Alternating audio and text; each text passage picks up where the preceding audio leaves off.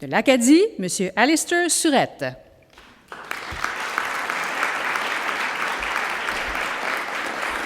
Alistair Surette est recteur et vice-chancelier de l'Université Sainte-Anne à Pointe-de-l'Église, en Nouvelle-Écosse, depuis le 1er juillet 2011.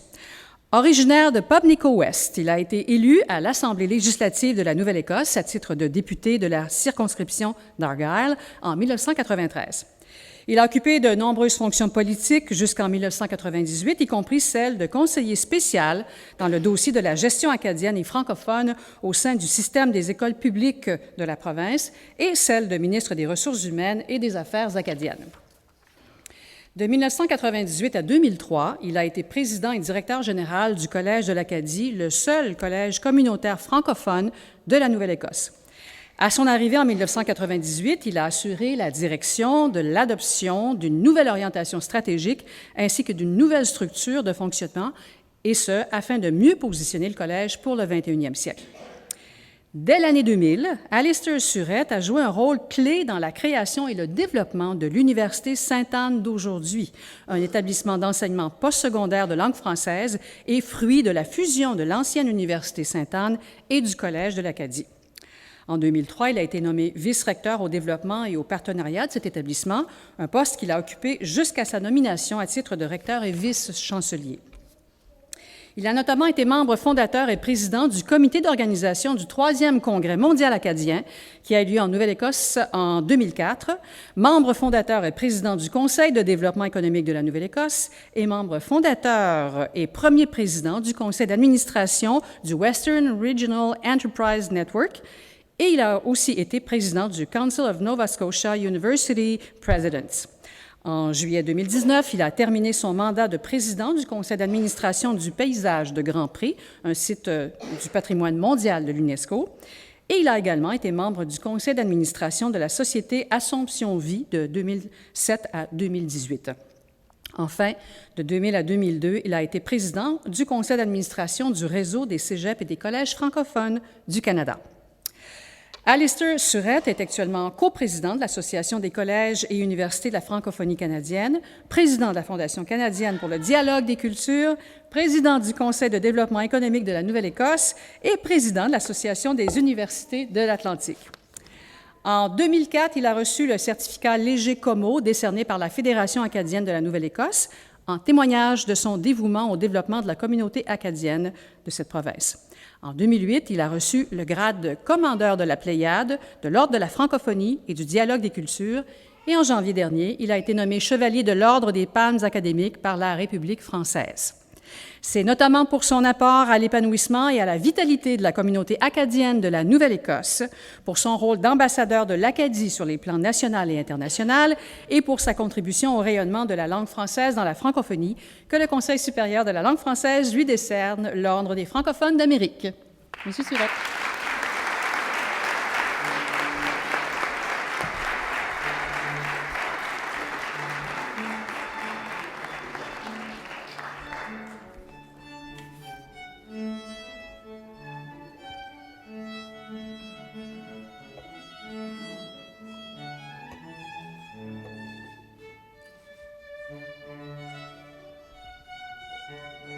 Distingués invités, mesdames et messieurs, chers amis, je voudrais tout d'abord remercier très sincèrement les membres du Conseil supérieur de langue française et les personnes qui ont présenté et appuyé ma candidature pour cet honneur que vous m'attribuez ici ce soir. J'en suis très reconnaissant. Comme a été mentionné, je suis d'un petit village dans le sud-ouest de la Nouvelle-Écosse, Pubnico-West, le bas en fait, situé dans le sud-ouest de la Nouvelle-Écosse. L'industrie primaire est la pêche. J'ai donc naturellement grandi et travaillé de très jeune âge dans l'usine familiale de transformation de poissons. Et histoire courte, je suis issu d'un système scolaire de l'enseignement qui était largement en anglais, y compris les livres et les matériels scolaires. De plus, ma famille, deux Acadiens, n'était aucunement impliquée de la francophonie et aucunement impliquée de la politique. Donc, le fait de poursuivre mes études universitaires, d'enseigner dans les écoles publiques, de devenir député et ministre, d'occuper le poste de président-directeur général d'un collège communautaire francophone et maintenant recteur universitaire est certainement un parcours particulier comparativement aux autres membres de ma famille. Ce n'est pas là avant l'âge de 31 ans, c'est-à-dire en 1993 ou 93, comme on dira chez nous, lorsque je me suis lancé en politique, que j'ai vraiment découvert l'Acadie, la francophonie nationale et la francophonie internationale. L'élément déclencheur et ce qui a fait que la francophonie m'intéresse et retient mon attention ont été d'abord ma nomination par le Premier ministre de la Nouvelle-Écosse à titre de conseiller spécial pour l'établissement du premier système scolaire pour la gestion des écoles homogènes de langue française dans la province, suivi de mes premières visites en Louisiane, où j'ai rencontré des Cajuns très, très fiers de leur culture et de la langue française. Ces expériences et d'autres qui ont suivi m'ont laissé un sens de responsabilité.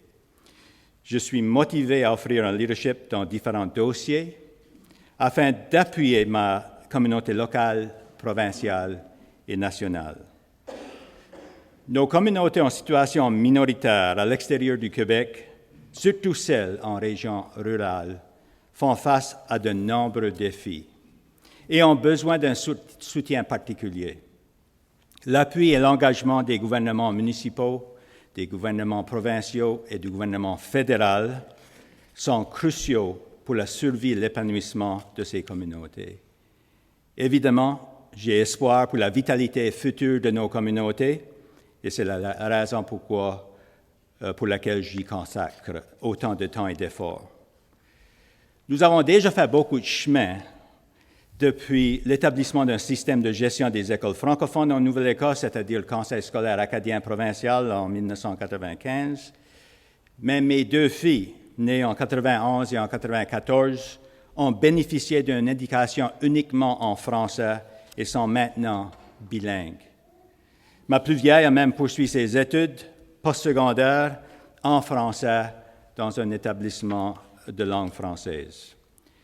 Malgré nos nombreuses victoires, nous ne pouvons pas nous reposer sur nos lauriers. D'un océan à l'autre, nos communautés continuent de lutter et de faire respecter leurs droits pour faire vivre leur langue et leur culture.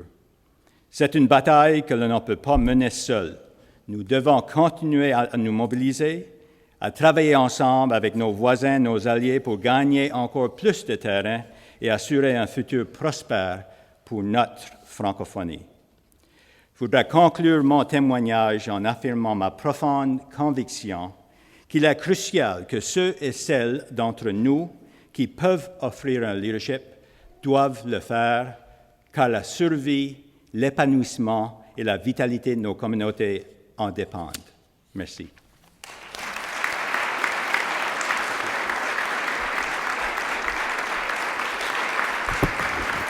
Bravo. Merci, M. Surette, pour la ferveur et la constance de votre engagement.